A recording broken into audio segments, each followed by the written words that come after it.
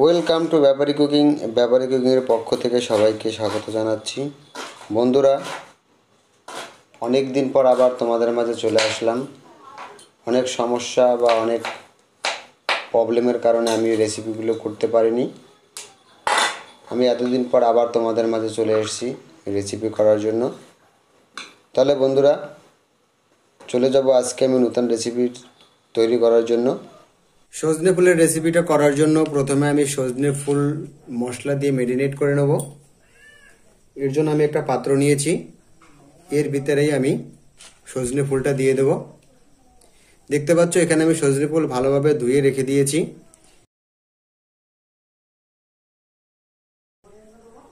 এই সজনে ফুলটা আমি এই বাটির ভিতরে দিয়ে দেব।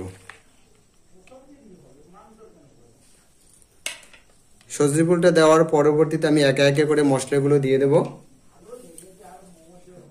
আমি এখানে চালের গুঁড়ো দিয়ে দেব।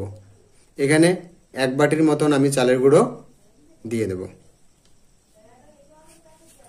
এর সাথে দিয়ে দেবো আমি বেসন। বেসনটা আমাদের বড়াতে দিতেই হবে, এটা তো তোমরাও জানো বন্ধুরা। তা আমি বেসনটা দিয়ে দেবো। এখানে পুরোটা আমি এক বাটি দেইনি, এখানে হাফ বাটির মতন আমি বেসন দিয়ে দেব। একটা পেঁয়াজ আমি কুচিয়ে নিয়েছি, এই পেঁয়াজটা দিয়ে দেব। 3টে লঙ্কা আমি কেটে নিয়েছি, এই লঙ্কা 3টে আমি দিয়ে দেব। এখানে আমি বাকি মশলাগুলো একবারে দিয়ে দেব।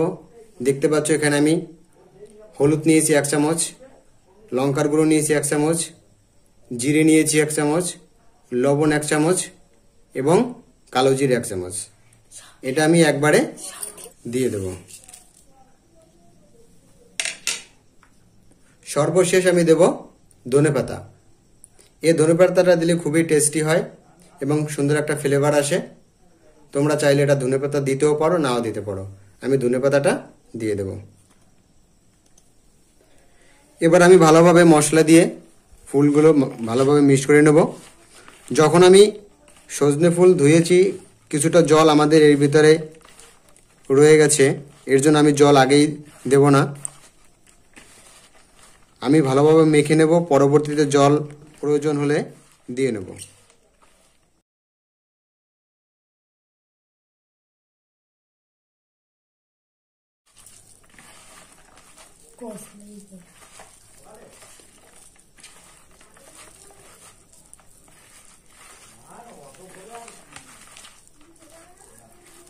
আর একটু জল আমাদের প্রয়োজন হবে।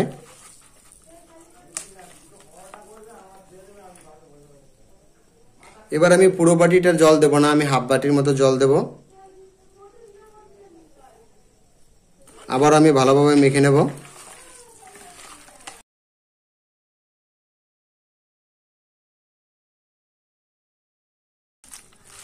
এবার আমাদের সবকিছু পারফেক্টভাবে হয়েছে। মাখা আমাদের কমপ্লিট। এবার এভাবে আমি রেখে দেব 5 মিনিট। 5 মিনিট পর আমি চলে যাব বড়াটা ভাজার জন্য। দেখতে পাচ্ছ বন্ধুরা, এখানে আমি একটা কড়াই নিয়েছি। আমি চুলার আগুনটা জ্বালিয়ে দিয়েছি। জ্বালিয়ে দেওয়ার পর কড়াইটা দিয়ে দিয়েছি। হালকা আছে আমাদের এই রেসিপিটা করতে হবে। একটা জিনিস মনে রাখবে বন্ধুরা, বড়া ভাজার জন্য আমাদের হালকা আঁচেই বড়াটা ভাজতে হবে, না হলে ভিতরে কাঁচা থেকে যাবে। উপরটা আমাদের ঠিকই ভাজা হয়ে যাবে, কিন্তু ভিতরেটা কাঁচা থাকবে, এর জন্য হালকা আছে আমাদের এই বড়াটা ভেজে নিতে হবে। এবার এর ভিতরে দিয়ে দেবো আমি তেল। এখানে আমি সাদা তেল দিয়ে দেবো।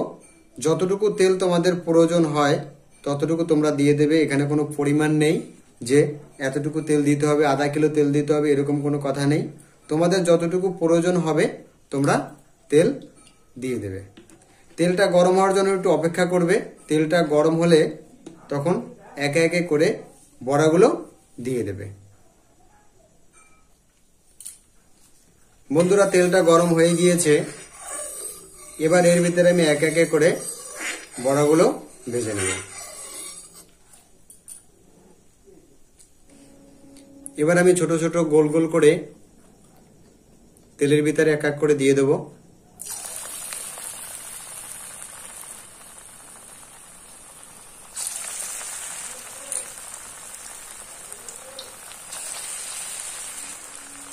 যেহেতু আমাদের কড়াইটা ছোট, আমরা অনেকগুলো দেব না, 4-5টা করে আমরা ভেজে নেব।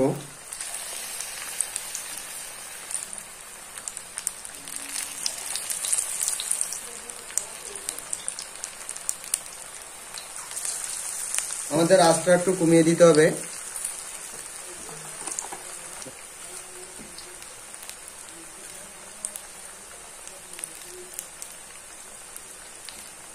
বড়াগুলো উল্টে পাল্টে ভালোভাবে ভেজে নেব।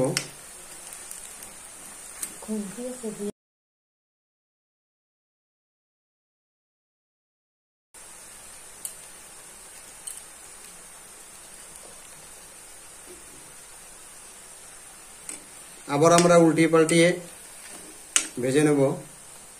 দেখতে পাচ্ছ বন্ধুরা, কালারটা অনেকটা সুন্দর হয়েছে।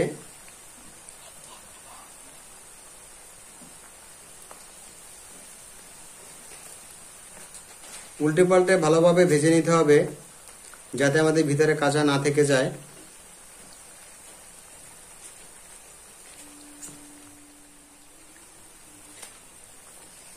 ভাজা আমাদের হয়ে গিয়েছে, এবার আমি নামিয়ে নেব। তেলটা ছেঁকে ভালোভাবে নামাতে হবে, নাহলে বড়ার সাথে তেলটা উঠে যাবে।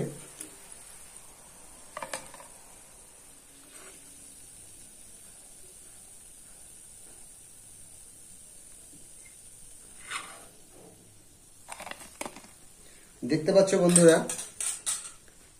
কত সুন্দর আমাদের বড়াটা ভাজা হয়েছে। এভাবে করে আমি সবগুলো বড়া ভেজে নেব।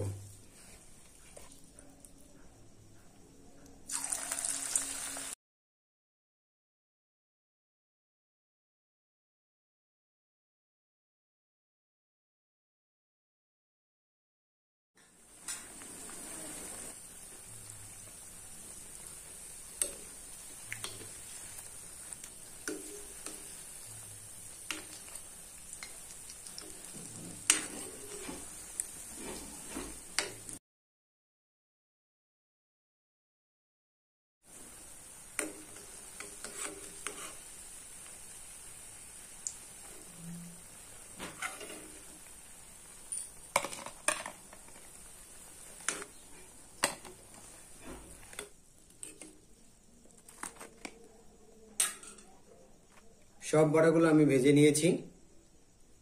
এবার আমি গ্যাসের চুলা অফ করে দেব। চলে এসেছি বন্ধুরা সার্ভ করার জন্য। দেখতে পাচ্ছ বন্ধুরা, রেসিপিটা খুবই সুন্দর হয়েছে। ভিতরে আমাদের কাঁচা নেই, দেখতে পাচ্ছ পারফেক্টভাবে আমাদের হয়েছে। এভাবে তোমরা বাড়িতে বানিয়ে খাবে, এটা খুবই টেস্টি হয়। আমি একটু খেয়ে দেখি। হেভি টেস্ট হয়েছে। এভাবে তোমরা বাড়িতে বানিয়ে খাবে। তাহলে বন্ধুরা, আজ এ পর্যন্তই। আবার দেখা হবে পরবর্তী রেসিপি নিয়ে। ততক্ষণ তোমরা ভালো থাকো। আর বন্ধুরা, আমার রেসিপি যদি তোমাদের সত্যিই ভালো লেগে থাকে, তাহলে আমার চ্যানেলটা সাবস্ক্রাইব করে দিও এবং ঘন্টি বাজন বাজিয়ে দিও। অনেক দিন পর, অনেক সমস্যার পরও আজ আমি রেসিপি শুরু করছি। তাহলে বন্ধুরা ভালো থাকো। Good bye.